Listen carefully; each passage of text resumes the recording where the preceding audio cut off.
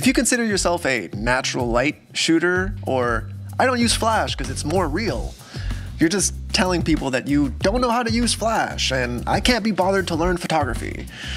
In this video, I want to share with you guys why I always use flash and how it has benefited my 10+ year career and how it's definitely not as scary as it looked or as it seemed when I was first starting out. Let's get into it.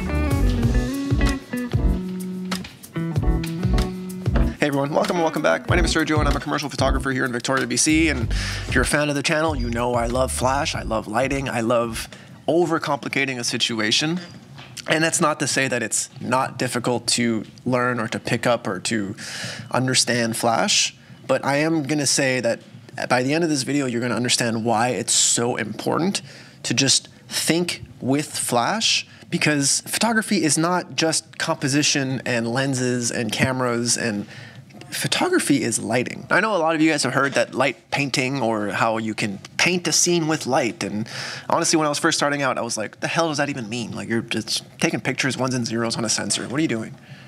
But even if you're using available light, which is like in this case fluorescent lights or the sun or whatever like environment that you're in, that available light is the lighting that's creating the shot. No matter what it is, whatever your multiple light sources are, that's what you have to think about for your photography, because that's gonna affect the color, it's gonna affect the feel, it's gonna affect the mood, it's gonna affect everything about your shot, and it all boils down to how you can control or use your own lighting. I'm gonna take this video as a reason as to why I always use flash, but that doesn't mean that it's only flash. That doesn't mean it's not using natural light or available light or whatever's there, but I still want you to understand that no matter what light source you're using, you're gonna wanna control it and understand what it's doing on your subject, whether that's a person, a product, a room, an event, whatever it is that you're doing. The light that you use, whether it's a flash, whether it's a above light, whether it's a window, is gonna affect the shot more than any other decision you make, period. There is no lens, camera, tripod, gimbal, gear combo that outweighs a flash or the light source that you're being used.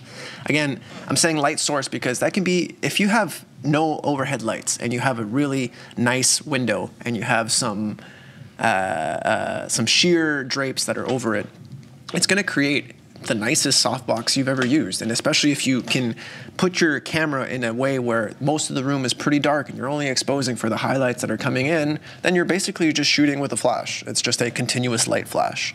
So don't be too scared getting into flash photography. Just try to think about how the pictures you're currently taking without flash, how the lights in those shots are currently affecting your shot. One of the best things that flash does for any photographer is that it creates control. Control to me is the #1 selling factor for flashes, because it allows me to go in any different room, any different situation, and know I can deliver a certain quality or consistent looking result. I can take the exact same picture in any restaurant and I know it's going to look exactly the way I want it to look for the client that's hiring me to shoot them. That allows me to have a lot more peace of mind, because you're probably not working in a studio. I mean, I wasn't until 2 weeks from now, basically. Everything I've always done has been on location and has been in a hotel room or in a restaurant or in a park outside, and I'm dealing with different light sources, multiple light sources all the time, every shoot, everywhere. So even though I'm not here in my studio and I can't control every single situation, I know that the shots are still gonna look identical because I'm able to create a scene that looks the way I want it to create just by using flashes. Sure, sometimes it's nice to have a bigger, more powerful flash. Even I find myself using the limits of the 600-watt flashes, but that's also because I shoot everything pretty much at f11, and that's pretty dark for most situations. But even with the 600s, I think it's still overkill for the majority of the situations, because I'll be shooting at 1/16th power, 1/32nd power. I could probably get away with a 200. And the 200s I do have, I think I have 3 of them. They've lasted me, I've had 4 or 5, but I've broken 1 or 2 of them. Dropped one in the lake once. Anyway, very useful flashes. And they're only like $300 Canadian, I think, maybe $400 Canadian. You can get some used ones as well, I'm sure. And just the one of them is going to be a huge drastic change to your photography. And I think if you can get 2 flashes for pretty much any type of power range that you get, whatever budget fits your budget, like whatever fits your budget, if you can get 2 radio flashes, you can basically transform any mundane situation into a work of photography art. Learning flash and understanding where to put it, how bright to put it, how to expose. Sure, there's some learning curve, and there's some videos on my channel and on many other channels that will help you understand flash and lighting, but the concept of bringing lights with you is what's really pivotal and what's really crucial for this video, and it's that you're going to have control everywhere you go, and you're going to be able to deliver things that are on par with, let's say, the rest of your portfolio. If you don't need to rely on the location you show up on the day of. Let's say you didn't have the chance to do any location scouting and you're doing shoots for a couple $100, and these aren't like, big budget shoots. You're just showing up, taking pictures of what's there, and you're leaving, and you have to do your best possible job. And the only way that you can do that consistently is with a flash. It's with understanding that if you bring lights, you can create something that looks consistent, and that's going to help your photography. Now, what if you're not trying to kill a room entirely and start from a pitch black moment and then start painting the light where you want it? Well, one of the ways that you can do, if you'll say you only have a 200 and you're shooting outside and you're not going to be able to kill the sun, you're not going to be able to expose the scene pitch black, or let's say you're in a room full of windows, there's too much light, what you can do is maybe have the brightest, most harsh light come from behind the subject, especially if it's a portrait, but even if it's with glassware or with product or things like that. Use the available light, use what's there, expose for it, understand how it's creating your scene, and try to create a pocket of shadow on your subject that you can then fill in with flash. And that way you can create something that's a little bit more real to the environment, because you're still seeing the scene, you're seeing the way that the natural light or the available light is hitting the subject and the scene around it. And then you can use a flash just to add in a pop of light or maybe a half stop of exposure onto the actual subject.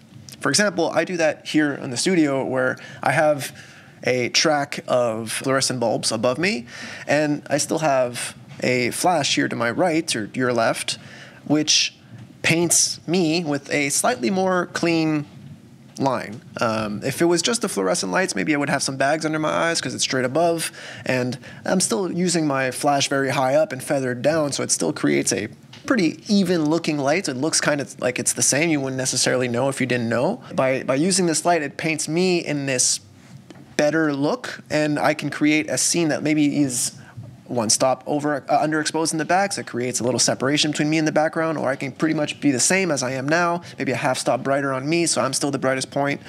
But whatever it is, you can create these environments that just are a little bit more elevated and a little bit more than what meets the eye. You'd be surprised how many times I've used a flash in broad daylight in the middle of the day, and people are always like, oh, it's not bright enough, you don't need, it's not about trying to compete with the sun or trying to compete with, it's about filling in the shadows that are making your images maybe less flattering, or creating shadows to make your images more flattering. A lot of times people are afraid of shadows. Like I was saying earlier, you expose for the highlights, you just blow everything up.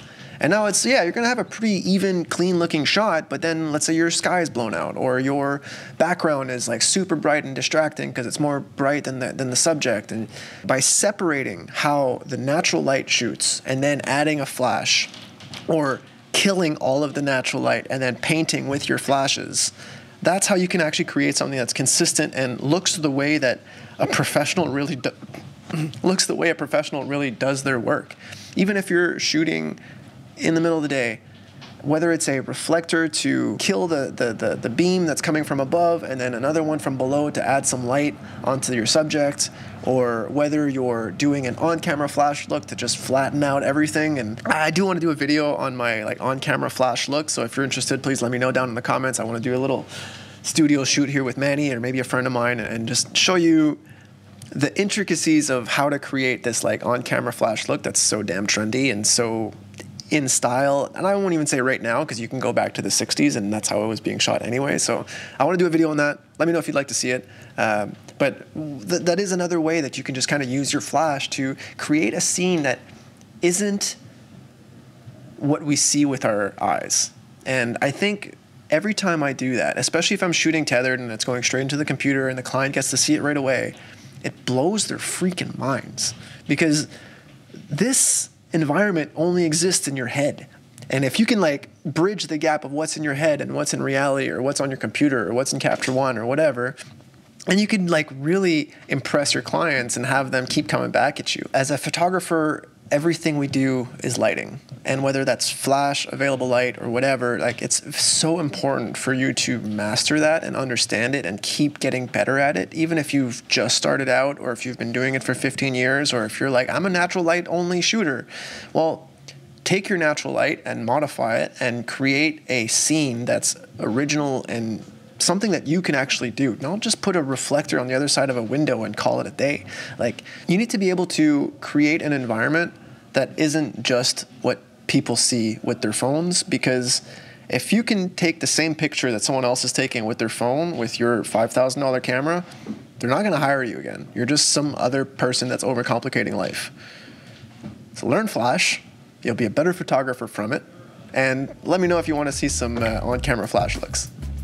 Thanks for watching, everybody. Like if you liked it, subscribe if you learned something new, and I'll see you in a few days. Later.